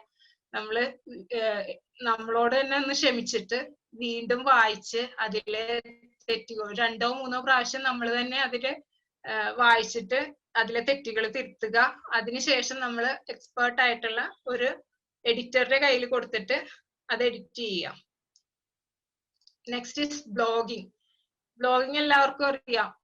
ഇപ്പോ ഒത്തിരി ആളുകൾ നമ്മളെ ബ്ലോഗ് എന്ന് വെച്ചാല് വെബ് ബ്ലോഗ് എന്നുള്ളതിന്റെ ചുരുക്കപ്പേരാണ് ബ്ലോഗ്. ബ്ലോഗിങ് ചെയ്യാന്ന് വെച്ചാൽ നമ്മളുടെ ഒരു ഡയറി, നമ്മൾ സ്വന്തമായി നമ്മുടെ മനസ്സിൽ ഉള്ള കാര്യങ്ങളൊക്കെ നമ്മൾ എല്ലാവരും ഡയറിയിൽ എഴുതുമല്ലോ, അതൊക്കെ പ്രദർശിപ്പിക്കുക. ഒരു പബ്ലിക് ഡയറി എന്ന് വേണമെങ്കിൽ ബ്ലോഗിനെ പറയാം, അല്ലെങ്കിൽ ഒരു ബുക്കായിട്ട് ബ്ലോഗിനെ കണക്ക് കൂട്ടുകയാണെങ്കിൽ നമ്മൾ ഇടുന്ന ഓരോ പോസ്റ്റുകളും ആ ബുക്കിലെ ഓരോ ചാപ്റ്റേഴ്സ് ആയിട്ട് മാറും. അപ്പോ നമ്മള് ആ ബുക്കിലെ ഓരോ ചാപ്റ്ററുകളാണ് നമ്മൾ എഴുതുന്ന ഓരോ പോസ്റ്റുകളും. ബ്ലോഗിങ്ങില് ശ്രദ്ധിക്കേണ്ട കുറച്ച് ഐഡിയാസ് ആണ് ഇവിടെ ഉള്ളത്. സ്റ്റീൽ ദം, അതായത് നമ്മൾ മറ്റുള്ളവരുടെ ബ്ലോഗുകൾ വായിച്ചിട്ട് അതിൽ നിന്ന് ആശയങ്ങളെ നമുക്ക് കടമെടുക്കാം. പക്ഷെ അവരുടെ ആ സെയിം സാധനങ്ങൾ നമ്മൾ കടമെടുത്ത് എഴുതരുത്. നമ്മൾ അതിൻ്റെ ഉള്ളിൽ നിന്ന് ആശയങ്ങളെ കടമെടുത്ത് എഴുതുക.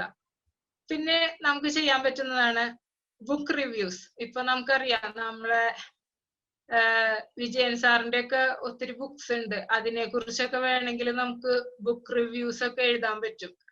അത്രയ്ക്ക് അതൊക്കെ വായിച്ച് നമുക്ക് അതിന്റെ അർത്ഥമൊക്കെ മനസ്സിലായി കഴിഞ്ഞിട്ടുണ്ടെങ്കിൽ നമുക്ക് വേണമെങ്കിൽ ആ ബുക്കിനെ കുറിച്ച് നമ്മുടെ ബ്ലോഗുകളിലൊക്കെ റിവ്യൂസ് ഒക്കെ എഴുതാവുന്നതാണ്. ഇന്റർവ്യൂസ് എന്ന് വെച്ചാൽ ഫേമസ് ആയിട്ടുള്ള പേഴ്സണാലിറ്റീസിനെ നമുക്ക് വേണമെങ്കിൽ ഇന്റർവ്യൂ ചെയ്യാം. അപ്പോ നമുക്കറിയാം, ഇപ്പൊ നമ്മൾ ഫേമസ് ആയിട്ടുള്ള ഒരാളെ ഇന്റർവ്യൂ ചെയ്യണമെങ്കിൽ, ഇപ്പോ for example doctor P P വിജയനെ ഇന്റർവ്യൂ ചെയ്യാണെന്ന് വിചാരിക്കുക. അദ്ദേഹത്തിന് ലക്ഷക്കണക്കിന് ഫോളോവേഴ്സ് ഉണ്ട്. അപ്പോ അങ്ങനെ ഒരു ഇന്റർവ്യൂ നമ്മൾ ചെയ്തിട്ട് നമ്മൾ ബ്ലോഗിൽ ഇടുകയാണെങ്കിൽ നാച്ചുറലി അദ്ദേഹത്തിന്റെ ഫോളോവേഴ്സ് ഈ ഒരു ഇത് വായിക്കാൻ വേണ്ടി നമ്മളുടെ ബ്ലോഗിലേക്കും അവര് എത്തുന്നതായിരിക്കും. അങ്ങനെ നമ്മള് നമ്മുടെ ഫോളോവേഴ്സിനെ അട്രാക്ട് ചെയ്യാനുള്ള ഒരു മാർഗമാണത്. നെക്സ്റ്റ് ഗസ്റ്റ് പോസ്റ്റ് എന്ന് വെച്ചിട്ടുണ്ടെങ്കിൽ നമുക്ക് ഈ ഫേമസ് ആയിട്ടുള്ള ആളുകളെ കൊണ്ടുവന്നിട്ട് നമ്മളെ ബ്ലോഗില് എന്തെങ്കിലും പോസ്റ്റുകൾ എഴുതാനായിട്ട് അവരെ കൊണ്ട് പറഞ്ഞിട്ട് അത് നമുക്ക് ഇവിടെ പോസ്റ്റ് ചെയ്യാവുന്നതാണ്. റൈറ്റിംഗ് കോൺടെസ്റ്റ്, ഇപ്പൊ നമുക്ക് എന്തെങ്കിലും ഒരു പേരോ എന്തെങ്കിലും ഒരു ആശയം നമുക്ക് വേണം, അപ്പൊ നമുക്ക് അത് കിട്ടുന്നില്ല പെട്ടെന്ന്. അങ്ങനെയാണെങ്കിൽ നമുക്ക് നമ്മളെ വായനക്കാരെ കൊണ്ട് അവർക്കൊരു കോൺടെസ്റ്റ് നടത്തിയിട്ട് നമുക്ക് പേരുകളോ എന്തെങ്കിലും ആശയങ്ങളോ നമുക്ക് രൂപപ്പെടുത്തി എടുക്കാവുന്നതാണ്. പിന്നെ വേണ്ടത് നമുക്ക് ടോപ്പ് 10 ലിസ്റ്റ് ആണ്. നമുക്ക് നമ്മുടെ താല്പര്യമുള്ള 10 കാര്യങ്ങളെ കുറിച്ച് നമ്മളൊരു ലിസ്റ്റ് ഉണ്ടാക്കുക. അപ്പൊ എല്ലാ ദിവസവും നമ്മൾ ബ്ലോഗ് എഴുതുമ്പോ സെയിം കണ്ടന്റ് തന്നെ ഇടാതിരിക്കുക. നമുക്കിപ്പോ നമ്മൾ ഒരു 10 ലിസ്റ്റ് അല്ലെങ്കിൽ 15 ലിസ്റ്റ് ഉണ്ടാക്കിയിട്ടുണ്ടെങ്കിൽ നമ്മള് ബ്ലോഗ് എഴുതുമ്പോ ഒരു പ്രാവശ്യം ഇട്ടത് നെക്സ്റ്റ് ടൈം ഇടാതിരിക്കുക. അങ്ങനെ ഇടുമ്പോ തന്നെ വായനക്കാർ കൂടുതലായിട്ട് നമ്മളുടെ ബ്ലോഗിലേക്ക് ആകർഷിക്കപ്പെടും. നെക്സ്റ്റ് കോട്ട്സ്, ഫേമസ് ആയിട്ടുള്ള പല കോട്ട്സും ഉണ്ട്. അതൊക്കെ നമുക്ക് വേണമെങ്കിൽ നമ്മളെ ബ്ലോഗില് ഇടാവുന്നതാണ്. അപ്പൊ നമുക്ക് മോട്ടിവേഷണൽ കോട്ട്സ്, അങ്ങനത്തെ ഇൻസ്പിറേഷണൽ, അങ്ങനത്തെ ഏതെങ്കിലും ഒക്കെ കോട്ട്സ് ഉണ്ടെങ്കിൽ അത് നമുക്ക് നമ്മുടെ ബ്ലോഗിൽ ഇട്ട് കഴിഞ്ഞാൽ അത് മറ്റുള്ളവർക്ക് കൂടി അവർക്ക് കൂടി അത് ചിന്തിക്കാനും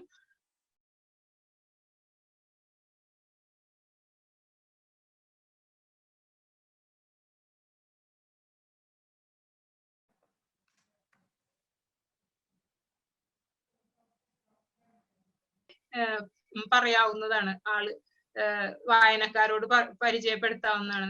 നമുക്കറിയാം, ഇപ്പോ സന്തോഷ് ജോർജ് കുളങ്ങര, അദ്ദേഹത്തിന്റെ സഫാരി ചാനലിലൂടെ അദ്ദേഹം പോയ എല്ലാ കൺട്രീസിനെ കുറിച്ചും അവിടുത്തെ ഓരോ സ്ഥലങ്ങളെ കുറിച്ചും അവിടുത്തെ ആളുകളുടെ പ്രത്യേകതകളെ കുറിച്ചും അതിനിടയിൽ അദ്ദേഹത്തിനുണ്ടായ നല്ലതും മോശവുമായ പലതരം അനുഭവങ്ങളെ കുറിച്ചൊക്കെ വിവരിച്ചിട്ട് ആളുകളെ ആകർഷിക്കുന്നത് നമ്മൾ കണ്ടിട്ടുള്ളതാണ്. പിന്നെ നമ്മൾ എന്ത് ചെയ്യുക, ആൻസർ ദ ക്വസ്റ്റ്യൻസ്. ഇപ്പൊ നമ്മളെ ബ്ലോഗില് ആരെങ്കിലും ഒക്കെ കമന്റ്സ് ഇടും, ആ കമന്റ്സിനെ നമ്മള് ആൻസർ ചെയ്യുക. നമുക്ക് ആൻസർ ചെയ്തിട്ടുണ്ടെങ്കിൽ നമ്മളെ വായനക്കാർക്ക് തോന്നുക നമ്മള് എന്തായാലും അവരിലേക്ക് ഒരു 1-to-1 ഒരു കണക്ഷൻ ഇടുകയാണ്. അപ്പൊ അവർക്ക് തന്നെ തോന്നും ഈ ബ്ലോഗർ നമ്മളെ ശ്രദ്ധിക്കുന്നുണ്ടെന്ന് അവർക്ക് പെട്ടെന്ന് തോന്നും. അപ്പൊ അങ്ങനെ നമുക്ക് ചെയ്യാവുന്നതാണ്. അടുത്തതാണ് interactive media writing. Interactive media എന്ന് വെച്ചാൽ എല്ലാവർക്കും അറിയാം, ഫേസ്ബുക്ക്, ട്വിറ്റർ, ലിങ്ക്ഡിൻ അങ്ങനെയുള്ള ഇപ്പൊ നമ്മുടെ കോമൺ ആയിട്ടുള്ള ഇന്ററാക്റ്റീവ് മീഡിയ, അതിലുള്ള റൈറ്റിംഗ്, ഇതൊക്കെ ക്രിയേറ്റീവ് റൈറ്റിംഗിന് താല്പര്യമുള്ളവർക്ക് വളരെയധികം നല്ല ഒരു കാര്യമാണ് ഇതിലൊക്കെ റൈറ്റ് ചെയ്യാൻ പറ്റുക എന്നുള്ളത്. കാരണം നമ്മളിപ്പോ എല്ലാ കാര്യങ്ങളും പരസ്യങ്ങളായാലും എന്തായാലും ചെയ്യുന്നത് സോഷ്യൽ മീഡിയയിൽ കൂടിയാണ്. മറ്റേ പാസീവ് മീഡിയയിൽ കൂടി അധികം പരസ്യങ്ങളോ അങ്ങനത്തെ കാര്യങ്ങളൊന്നും ഇപ്പൊ ആളുകൾ അധികം ചെയ്യുന്നില്ല. കാരണം കൂടുതൽ റീച്ച് കിട്ടുന്നത് ഇപ്പൊ സോഷ്യൽ മീഡിയയിലാണ്. അപ്പൊ അതുകൊണ്ട് ഇന്ററാക്റ്റീവ് റൈറ്റിംഗ് മീഡിയയാണ് അടുത്തതായിട്ട് കാണാം. ഇതിൽ നിങ്ങൾക്ക് കാണാം, ഈ ഒരു സ്ത്രീയെ നിങ്ങൾക്ക് എന്തായാലും ഇതിൽ കാണാം. ഇവരുടെ പേര് ലിസി വെലാസ്കസ് എന്നാണ്. ഇവര് അമേരിക്കയിലെ ഒരു മോട്ടിവേഷണൽ സ്പീക്കറും ആക്ടിവിസ്റ്റും ഓതറും യൂട്യൂബറും ഒക്കെയാണ്. ഇവര് ജനിച്ചത് അമേരിക്കയിലെ ഓസ്റ്റിനിലെ ടെക്സസ് എന്ന സ്ഥലത്തായിരുന്നു. ഇവര് ജനിച്ചപ്പോൾ ഇവർക്ക് 1.2 കിലോഗ്രാമേ ഭാരം ഉണ്ടായിരുന്നുള്ളൂ. 1 കോടിയിൽ ഒരു ആൾക്ക് വരുന്ന ഒരു രോഗവുമായിട്ടാണ് ഇവര് ജനിച്ചത്. NPS, അതായത് നിയോനാറ്റൽ പ്രൊജറോയിഡ് സിൻഡ്രോം എന്നാണ് ഇതിന്റെ പേര്. ആ ഒരു രോഗം വെച്ചിട്ടാണ് ഇവര് ജനിച്ചത്.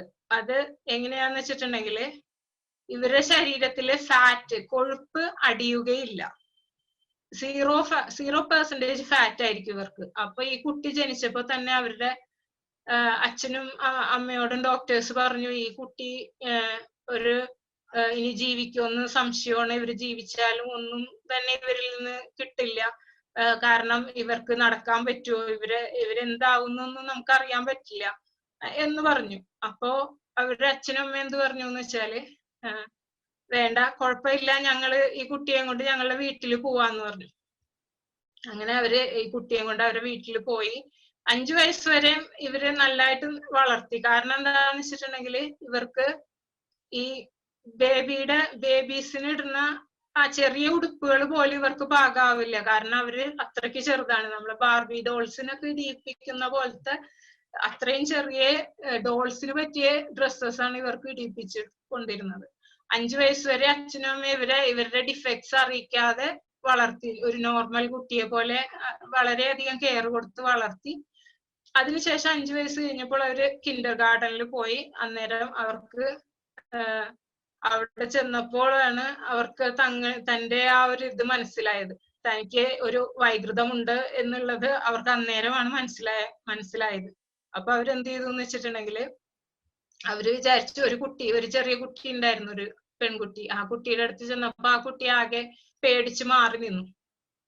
പിന്നെ അവര് വീട്ടിൽ വന്ന് ചോദിച്ചു, അച്ഛന്റെ അമ്മയുടെ അടുത്ത് ചോദിച്ചു, ഇതെന്താ ഇങ്ങനെയെന്ന് ചോദിച്ചപ്പോ അവര് പറഞ്ഞു, ഇല്ല, നിനക്കൊരു ചെറിയൊരു ഇതുണ്ട്, അതുകൊണ്ടാണ് നീ ഇങ്ങനെ എന്ന് പറഞ്ഞു. പിന്നെ അവർക്ക് അവരുടെ ജീവിതത്തിൽ വളരെയധികം കഷ്ടപ്പാടുകളും യാതനകളും സഹിക്കേണ്ടതായി വന്നു. എല്ലാവരും അവരെ ഇങ്ങനെ വളരെയധികം ദേഷ്യത്തോടു കൂടി പെരുമാറുകയും അവരെ ഒരു പേടിപ്പെടുത്തുന്ന ഒരു സത്വമാണ് എന്ന് പറഞ്ഞു പോലും അവരെ കളിയാക്കുകയുണ്ടായി.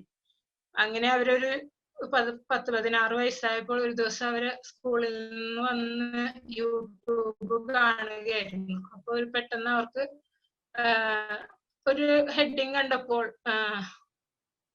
വേൾഡ്സ് അഗ്ലിയസ്റ്റ് വുമൺ എന്നുള്ള ഒരു ഹെഡിങ് കണ്ടപ്പോൾ അവർക്ക് അത് നോക്കാനായിട്ട് ഒരു താല്പര്യം തോന്നി. വെറും 8 സെക്കൻഡ് മാത്രമേ ഉണ്ടായിരുന്നുള്ളൂ ആ വീഡിയോ. പക്ഷെ അത് അവർ നോക്കിക്കഴിഞ്ഞപ്പോൾ അവർക്ക് മനസ്സിലായത് അവരെ തന്നെയായിരുന്നു. അവര് ഭക്ഷണ സമയത്ത് അവരുടെ ഏതോ ഒരു സഹപാഠി അവരുടെ വീഡിയോ എടുത്തിട്ട് പോസ്റ്റ് ചെയ്തതാണ്. അതിലോടൊപ്പം തന്നെ അതിൽ ഒത്തിരി കമന്റ്സുകളും ഉണ്ടായിരുന്നു. ആ കമന്റ്സുകൾ കണ്ടപ്പോൾ അവർക്ക് വളരെയധികം വിഷമം തോന്നി. അങ്ങനെ നോക്കുമ്പോ അതിൽ എഴുതിയിട്ടുണ്ട്, ഈ കുട്ടിയെ എന്തിനാ ഇങ്ങനെ ജീവിപ്പിക്കുന്നത്, ജനിച്ചപ്പോൾ തന്നെ ഇവരെ കഴുത്ത് ഞെരിച്ച് കൊല്ലായിരുന്നില്ലേ, ഇവരെന്തിനാ ഇങ്ങനെ വൈകൃതമായിട്ട് ഇങ്ങനെ ജീവിച്ചിരിക്കുന്ന എന്നൊക്കെ ഒത്തിരി കാര്യങ്ങളൊക്കെ പറഞ്ഞിട്ട്.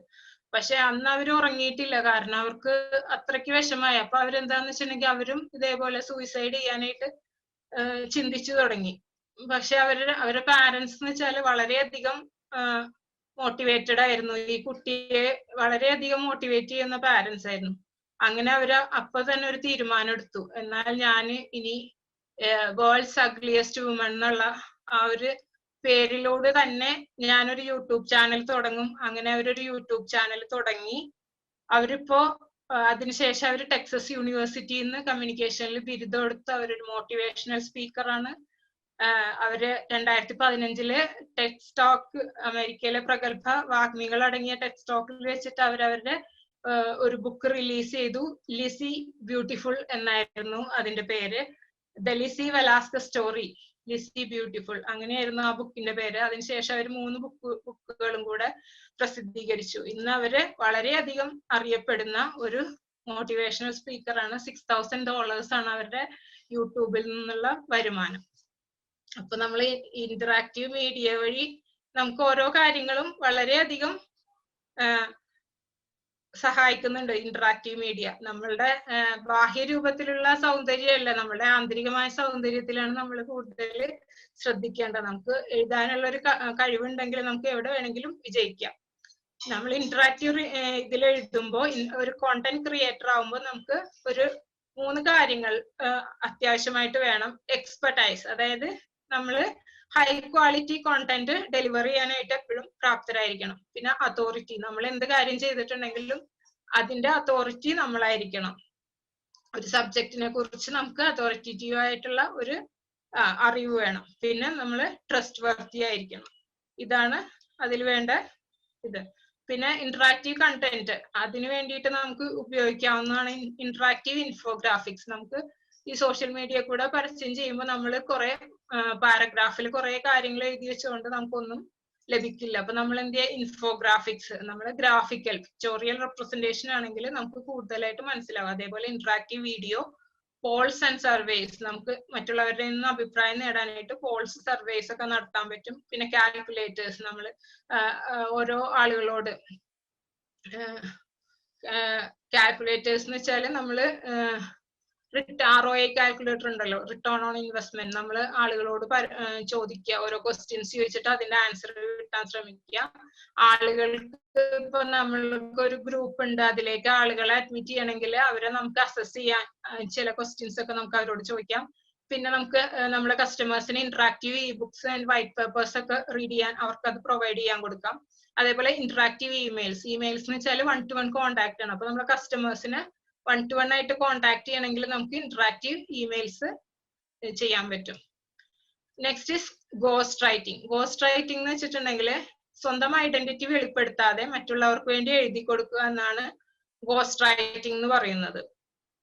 ഗോസ്റ്റ് റൈറ്റിംഗ് ഒരു തരത്തിൽ പെട്ട ഒരു ലിവറേജ് ആണ്. നമുക്കറിയാം സാറിന്റെ ഈ NLP സെയിൽസ് മാസ്റ്ററി, നവംബറിൽ നടക്കുന്ന NLP സെയിൽസ് മാസ്റ്ററിയിലെ ലിവറേജിനെ കുറിച്ചൊക്കെ വളരെയധികം ഭംഗിയോടുകൂടി സാറ് അവതരിപ്പിക്കുന്നതാണ്. ആ ലിവറേജ് ഒരു തരത്തിൽ ഗോസ്റ്റ് റൈറ്റേഴ്സിന് നമ്മൾ ചെയ്യുന്നത് ലിവറേജ് ആണ്. കാരണം നമ്മളുടെ മറ്റുള്ളവരുടെ ടൈം, അതായത് നമ്മളെ ടൈം സേവ് ചെയ്യാനായിട്ട് മറ്റുള്ളവരെ, എക്സ്പേർട്ട് ആയിട്ടുള്ള മറ്റുള്ളവരെ നമ്മൾ ഏൽപ്പിക്കുക കാര്യങ്ങള്. അതായത് write literary or journalistic works, speeches and other texts that are officially credited to another person as an author. അതായത് ഒരാൾക്ക് തന്റെ ആശയങ്ങൾ, തനിക്ക് ഇരുന്ന് എഴുതാനുള്ള സമയമില്ല, അയാൾ വലിയൊരു ഫേമസ് പേഴ്സണാലിറ്റി ആണെങ്കിൽ അദ്ദേഹം തന്റെ ആശയങ്ങൾ ഗോസ്റ്റ് റൈറ്റേഴ്സിന് കൊടുത്തിട്ടുണ്ടെങ്കിൽ അവരതിന് എഴുതി കൊടുക്കും. Celebrities, executives, participants in timely news stories and political leaders often hire ghostwriters to draft or edit autobiographies, memoirs, magazine articles or other written material. അങ്ങനെയുള്ള കാര്യങ്ങൾ നമുക്ക് മറ്റുള്ളവർക്ക് കൊടുത്തിട്ട് എഴുതാവുന്നതാണ്. പിന്നെ വലിയ മ്യൂസിക്കൽ മ്യൂസീഷ്യൻസ് ഒക്കെ അവരുടെ സോങ്സിൽ റിലിക്സ്, ഇൻസ്ട്രുമെന്റൽ പീസസ് ഒക്കെ ഗോസ്റ്റ് റൈറ്റേഴ്സിനെ കൊണ്ട് എഴുതിപ്പിക്കും. അതേപോലെ ഡയറക്ടേഴ്സ്, ഫിലിം ഡയറക്ടേഴ്സ് ഒക്കെ അവരുടെ സ്ക്രിപ്റ്റ്സ് ഒക്കെ ഗോസ്റ്റ് റൈറ്റേഴ്സിനെ കൊണ്ട് എഴുതിപ്പിക്കുന്നതാണ്. Next is proof reading. Proof reading എന്ന് വെച്ചാൽ എഡിറ്റിംഗിന്റെ നെക്സ്റ്റ് ലെവലാണ് പ്രൂഫ് റീഡിങ്. നമുക്കറിയാം എഡിറ്റിംഗ് ചെയ്യുമ്പോൾ അതിലുള്ള മിസ്റ്റേക്സ് നമ്മൾ കണ്ടുപിടിക്കും. പ്രൂഫ് റീഡർ എന്ന് വെച്ചാൽ ഫൈനൽ പ്രിന്റിന് പോകുന്നതിന് മുമ്പ് അതിലെന്തെങ്കിലും മിസ്റ്റേക്സ് ഉണ്ടെങ്കിൽ അത് കണ്ടുപിടിക്കുകയാണ് പ്രൂഫ് റീഡറുടെ ചുമതല. പിന്നെ before proof reading the content should be already well organised, well written and easy to understand. ഈ പ്രൂഫ് റീഡർക്ക് കൊടുക്കുമ്പോൾ എങ്ങനെയാണോ അത് പബ്ലിഷ് ചെയ്യേണ്ടത് അതേ ഫോർമാറ്റിൽ തന്നെ ആയിരിക്കണം പ്രൂഫ് റീഡർക്ക് കൊടുക്കേണ്ടത്. proofreaders ensure that the document's final draft is completely free of grammatical errors as well as formatting and typographical errors. അതായത് പ്രൂഫ് റീഡറുടെ കടമയാണ് നമ്മൾ എന്തെങ്കിലും ഇങ്ങനെ റൈറ്റ് ചെയ്യുമ്പോൾ അത് ഗ്രാമാറ്റിക്കൽ മിസ്റ്റേക്സ് ഒന്നും ഇല്ലാതെ ഫോർമാറ്റിക്കും അതിന്റെ എല്ലാം കറക്റ്റ് ആണോ എന്ന് എൻഷുർ ചെയ്യേണ്ടത്. ഇപ്പൊ നമ്മൾ if proofreader finds that most of the document still requires extensive changes, they may recommend that it undergo another round of editing. നമ്മൾ പ്രൂഫ് റീഡർക്ക് തോന്നുകയാണ് ഇതില് ഒത്തിരി ഒരു 60%, ഒരു 40% കൂടുതൽ എറേഴ്സ് ഉണ്ടെന്ന് തോന്നുകയാണെങ്കിൽ അയാൾക്ക് റെക്കമെൻഡ് ചെയ്യാം. ഇത് സെക്കൻഡ് റൗണ്ട് ഓഫ് എഡിറ്റിങ്ങിന് വേണമെങ്കിൽ നമുക്ക് റെക്കമെൻഡ് ചെയ്യാം. അടുത്താണ് പ്രസ് റിലീസ്. ഒരു കമ്പനിയുടെ പ്രസ് റിലീസ് കൊടുക്കാം. നമുക്ക് നമ്മുടെ പ്രോഡക്ട്സിനെ കുറിച്ച് മറ്റുള്ള ആളുകളെ അറിയിക്കാനായിട്ട് പ്രസ് റിലീസിന് ചെയ്യാവുന്നതാണ്. ഇതും ഒരു കോണ്ടന്റ് റൈറ്റർക്ക് ചെയ്യാവുന്ന ഒരു കാര്യമാണ്. അതിന് ഒരു ആളുകളുടെ അറ്റൻഷൻ ഗ്രാബ് ചെയ്യാൻ പറ്റിയ ഒരു ഹെഡ്ലൈൻ ഉണ്ടാക്കണം. പിന്നെ നമുക്ക് ഏത് ലൊക്കേഷനിൽ വെച്ചാണ്, ഇപ്പൊ പ്രോഡക്റ്റ് ലോഞ്ച് ആണെങ്കിൽ എവിടെ വെച്ചാണ് ചെയ്യാനുള്ളത്, ആ പ്രോഡക്റ്റിനെ കുറിച്ച് ഒരു സ്ട്രോങ് ആയിട്ടുള്ള ഒരു ഡിസ്ക്രിപ്ഷൻ ഉണ്ടാവണം. പിന്നെ അതിനൊരു ബോഡി ഉണ്ടാവണം. പിന്നെ നമ്മളുടെ കമ്പനിയെ കുറിച്ച് ഒരു വാക്ക് അതിൽ എഴുതിയിരിക്കണം. പിന്നെ നമ്മൾ ഏത് കമ്മ്യൂണിക്കേഷൻ എക്സ്പേർട്ട്, നമ്മൾ ഇതിൽ മീഡിയ കോണ്ടാക്ട് പേഴ്സൺ ആരാന്ന് വെച്ചാൽ അവരുടെ നമ്പറും കൂടെ കൊടുക്കണം. ഇങ്ങനെ പ്രസ് റിലീസ് കൊടുക്കുമ്പോൾ നമുക്ക് മറ്റുള്ള പ്രസ്സിലുള്ള പത്രപ്രവർത്തകരായിട്ട് ഒരു കോണ്ടാക്ട് വരികയാണ്. അപ്പൊ നമ്മളുടെ കാര്യങ്ങൾ അവര് കൂടുതലായിട്ട് ശ്രദ്ധിക്കാൻ തുടങ്ങും. അടുത്താണ് റിപ്പോർട്ട് റൈറ്റിംഗ്. റിപ്പോർട്ട് റൈറ്റിംഗ് എന്ന് വെച്ചിട്ടുണ്ടെങ്കിൽ പല ബിസിനസ് റിപ്പോർട്ട്, അതേപോലെ തീസിസ്, അങ്ങനെയുള്ള റിപ്പോർട്ട്സ് ഒക്കെ പ്രിപ്പയർ ചെയ്ത് കൊടുക്കുന്ന ഒരു ജോലിയാണ്. അതിനും നല്ല സ്കില്ല്, ലാംഗ്വേജിൽ നല്ല സ്കില്ല് വേണ്ടി വരും. അടുത്തതാണ് ട്രാൻസ്ലേഷൻ. ട്രാൻസ്ലേഷൻ എന്ന് വെച്ചാല് ഒരു ലാംഗ്വേജിൽ നിന്ന് മറ്റൊരു ലാംഗ്വേജിലേക്ക് ഒരു കാര്യങ്ങൾ തർജിമ ചെയ്യുക.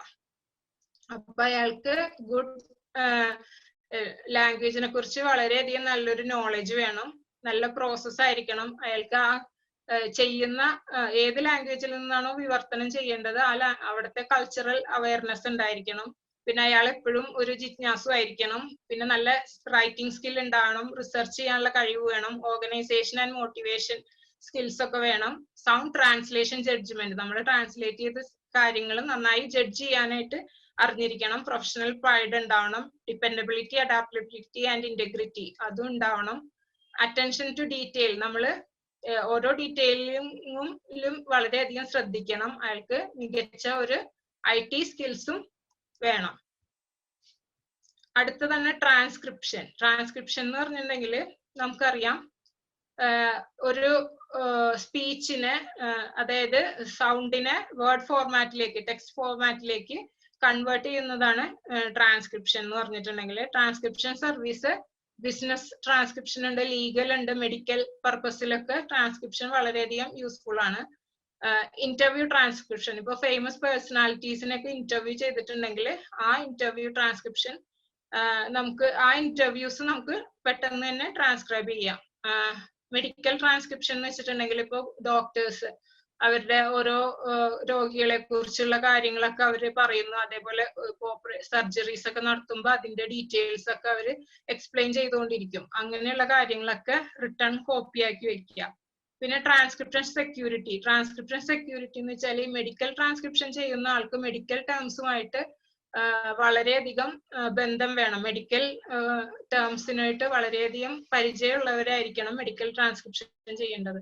അല്ലെങ്കിൽ വേറെ ആ ഒരു ഫീൽഡിൽ ബന്ധമില്ലാത്തവർ ചെയ്യുകയാണെങ്കിൽ നമുക്ക് ഒരക്ഷരം തന്നെ മാറിപ്പോയിട്ടുണ്ടെങ്കിൽ ഒരു ആളുടെ ജീവനാണ് നഷ്ടപ്പെടുന്നത്. അപ്പൊ അത് നമ്മൾ വളരെയധികം ശ്രദ്ധയോടുകൂടി ചെയ്യേണ്ടതാണ്. അപ്പോൾ മെഡിക്കൽ ട്രാൻസ്ക്രിപ്ഷൻ ചെയ്യുന്നവർക്ക് ICD കോഡ്സ്, അതായത് ഇന്റർനാഷണൽ ക്ലാസിഫിക്കേഷൻ ഓഫ് ഡിസീസസ്, അതിനെ കുറിച്ചൊക്കെ വളരെയധികം അറിവുണ്ടായിരിക്കണം. പിന്നെ HIPAA, അതായത് health insurance probability and accountability act.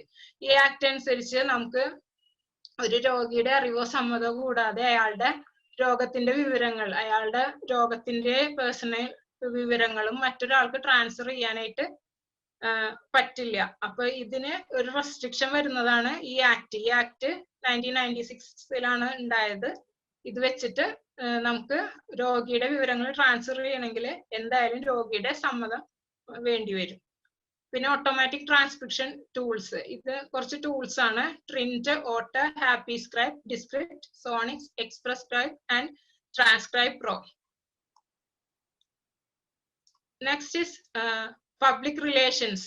Public relations എന്ന് വെച്ചാൽ PR വർക്ക്.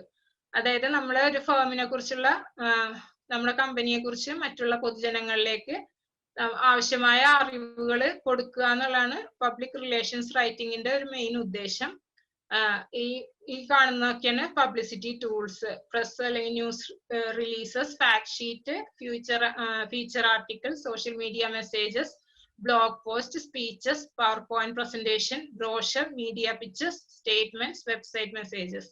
ഇതൊക്കെ കുറച്ച് പബ്ലിക് റിലേഷൻസ് റൈറ്റിംഗിൽ വേണ്ടുന്ന ആവശ്യമുള്ള കാര്യങ്ങളാണ്.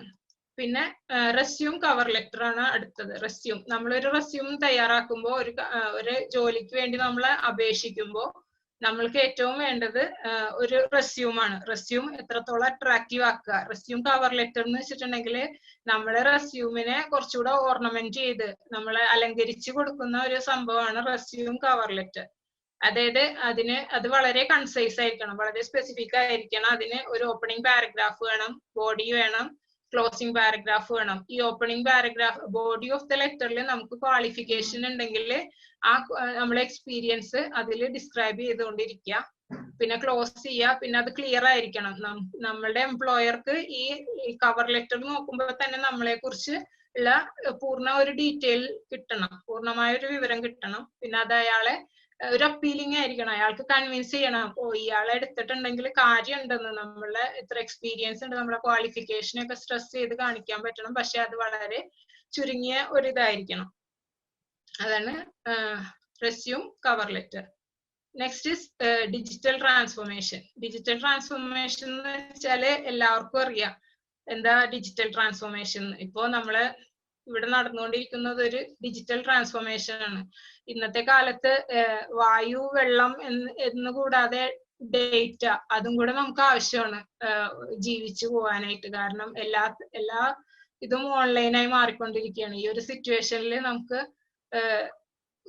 സോഷ്യൽ മീഡിയയിലൂടെയും മറ്റും ഒരുപാട് കാര്യങ്ങൾ നമുക്ക് കിട്ടാണ്ട്. ഇപ്പൊ കുട്ടികളുടെ ക്ലാസ് ആയാലും, ഇപ്പൊ ഈ ഒരു മീറ്റിംഗ്, ഈ ഒരു ക്ലാസ് ആയാലും സൂമിലൂടെയാണ് നടക്കുന്നത്. അപ്പൊ നമുക്ക് ഡിജിറ്റൽ ട്രാൻസ്ഫോർമേഷൻ വളരെയധികം അത്യാവശ്യമാണ്. അതേപോലെ ഈ നമ്മുടെ ഇന്റർനെറ്റ് കണക്ടിവിറ്റി എല്ലാവർക്കും വളരെയധികം അത്യാവശ്യമാണ്. ഈ സോഷ്യൽ മീഡിയയില് നമുക്ക് എന്താ പറയാ, നമ്മൾ നന്നായി ശോഭിച്ചിട്ടുണ്ടെങ്കിൽ മാത്രമേ ഇനിയുള്ള കാലത്തിൽ നമുക്ക് എന്തെങ്കിലുമൊക്കെ ആവാനായിട്ട് സാധിക്കുള്ളൂ. അപ്പൊ ഈ പറഞ്ഞ കാര്യങ്ങളൊക്കെ നോക്കിയിട്ടുണ്ടെങ്കിൽ നമുക്ക് ഓൺലൈനിലൂടെ ഒത്തിരി വരുമാനം ഉണ്ടാക്കാനും, നമുക്ക് അത്യാവശ്യം ഒരു ഗ്രാമറും ഇപ്പൊ ഒത്തിരി ഡിഗ്രീസ് ഒക്കെ ഉണ്ടെങ്കിലും നമുക്ക് നന്നായി എഴുതാൻ അറിയില്ലെങ്കിൽ നമുക്ക് ഒരിക്കലും സോഷ്യൽ മീഡിയയിലെ കൂടെ കോണ്ടന്റ് റൈറ്റിംഗിലൂടെ നമുക്ക് ഇൻകം ഉണ്ടാക്കാൻ പറ്റില്ല. പക്ഷെ നമ്മള് അത്യാവശ്യം അത്ര പഠിച്ചിട്ടൊന്നുമില്ല, പക്ഷെ നമുക്ക് ഭാഷ നന്നായിട്ട് അനായാസം കൈകാര്യം ചെയ്യാനും പറ്റുമെങ്കിൽ നമ്മൾ എന്തായാലും ഇതുപോലുള്ള കാര്യങ്ങളൊക്കെ ചെയ്തിട്ട് നമുക്ക് നമ്മുടേതായ ഒരു ഇൻകം ഉണ്ടാക്കാനായിട്ട് സാധിക്കും. അപ്പൊ സോഷ്യൽ മീഡിയ തന്നെ നമ്മളിപ്പോ ഒരു ആക്സലറേറ്റർ ആയിട്ടാണ് കണക്കാക്കപ്പെടുന്നത്. സോഷ്യൽ മീഡിയയിലൂടെ നമുക്ക് ഒത്തിരി വരുമാനങ്ങൾ ഉണ്ടാക്കാനായിട്ട് സാധിക്കും.